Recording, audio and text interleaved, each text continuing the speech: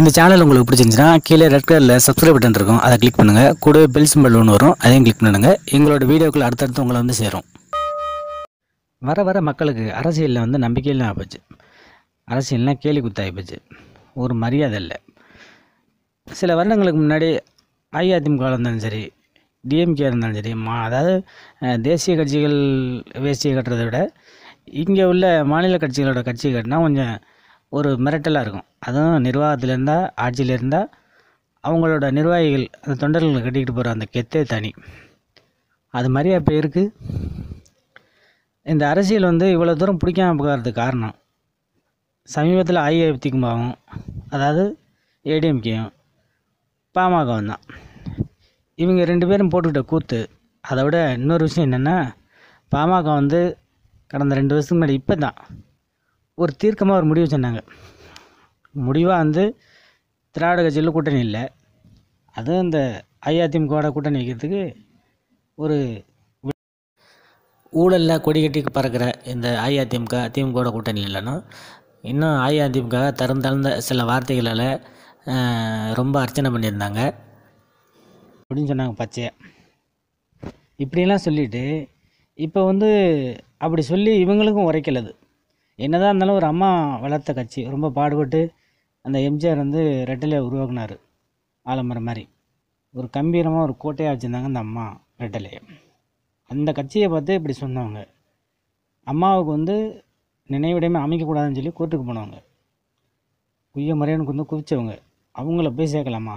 என்ன தான் நடந்தாலும் தன்னோட தனிப்பட்ட செல்வாக்களை கட்சியை வளர்த்துட்டு அது மூலியம் வந்து தேர்தலை மக்களை சந்திக்கலாம்.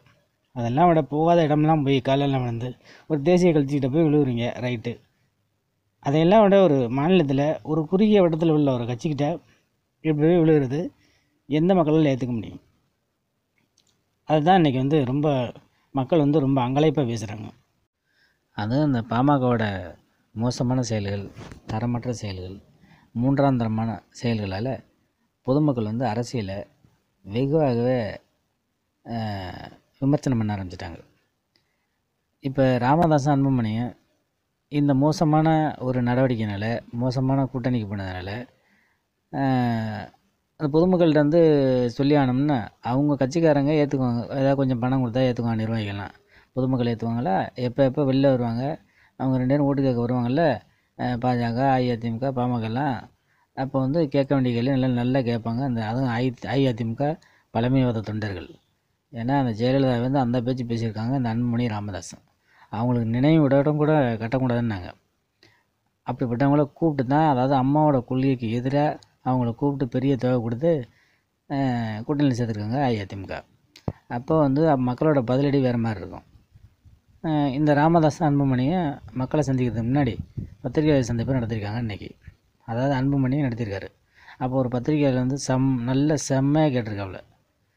அதாவது திராவிட கட்சிகளில் கூட்டணி இல்லைன்னு நீங்கள் வரவேற்கிறோம், அதுக்கப்புறம் வந்து இனிமேல் வந்து 101% கூட்டணி இல்லை நீங்கள், அப்புறம் 2 பேரும் ஊழல் கட்சிங்க அஇஅதிமுக, ஏடிஎம்கேயும் டிஎம்கேயும் அப்படின்னீங்க, அதையும் ஏற்றுக்கிறோம். நீங்கள் நல்லதை ஆட்சியை கொடுக்க வேண்டியதானே. அதுக்கப்புறம் வந்து அதிமுகவை கொஞ்சம் ஓவராக விமர்சனம் பண்ணீங்க.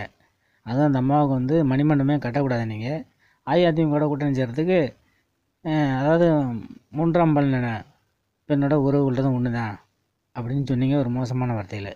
இப்போ அந்த வார்த்தையை வந்து நீங்கள் வாபஸ் வாங்கிக்கிறீங்களா? அதுவும் இந்த மாதிரிலாம் பேசிவிட்டு அஇஅதிமுக கூட்டணி போனால் உங்கள் சுய லாபத்துக்காக நாங்கள் பொதுமக்கள் வந்து நம்ம முட்டாளுகளா, நாங்கள் கேனப்பயிலா அப்படின்னு கேட்க ஆரம்பிச்சிட்டாங்க. பத்திரிக்கையிலலாம் நல்லா வெளுன்னு விழுக்க ஆரம்பிச்சிட்டாங்க. இதை கேள்விப்பட்டு வெறுத்து போச்சு அன்புமணிக்கு, வேர்த்து போச்சு.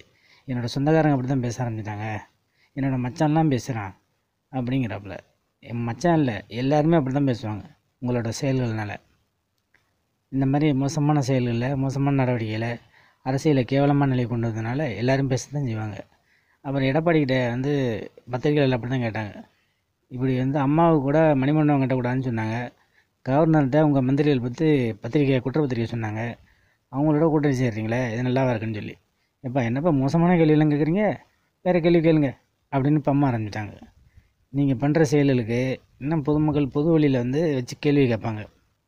அப்போ வந்து பதிலை வந்து ரெடி பண்ணி வச்சுங்க, வளைச்சி கேள்வி கேட்பாங்க. இந்த சேனல் உங்களுக்கு பிடிச்சிருச்சுன்னா சப்ஸ்கிரைப் பண்ணுங்கள், லைக் பண்ணுங்கள், ஷேர் பண்ணுங்கள். உங்களோட கருத்துக்களை கீழே உள்ள கமெண்ட் பாக்ஸில் கமெண்ட் பண்ணுங்கள்.